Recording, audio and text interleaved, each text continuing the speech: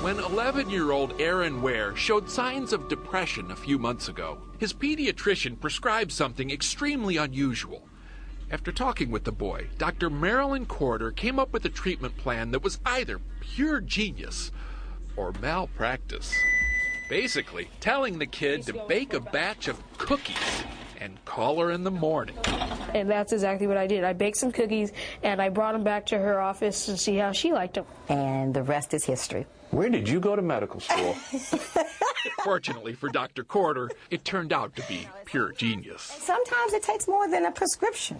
But I'm getting ahead of myself. Aaron's story actually began on his birthday.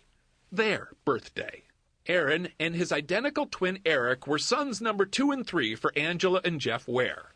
Growing up outside D.C., the twins reveled in each other's company. He could find something good about any situation. He'd just totally lift your spirits.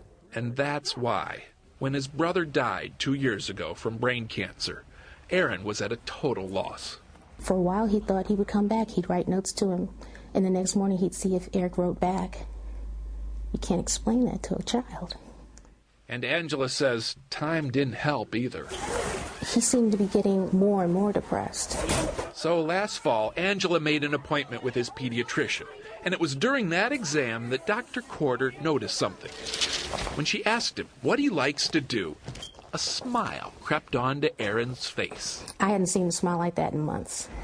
Bake, he said. You do? I said, well, then you know what? That's what we're going to do. Her prescription was very specific. Start a baking company. Come up with a name for the company. Write a business plan. And she reached in her pocket, handed him $20, and she said, I'm going to be your first investor. It gave me something to do, and we did everything together, so having nothing to do is like not living. So I started baking, and I just loved it. These are made with love. His company is called Dojangles. Aaron has one employee, his older brother, Bryce, who works for $2 a day. That's it. He won't even let me eat any cookies until he makes a profit out of it. They sell mostly to friends and family, donating half of all proceeds to the children's charities that helped Eric.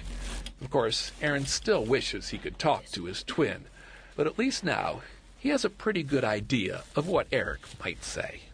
He wouldn't want me to just sit in my bed watching TV trying to forget. He would want me to do something that I love.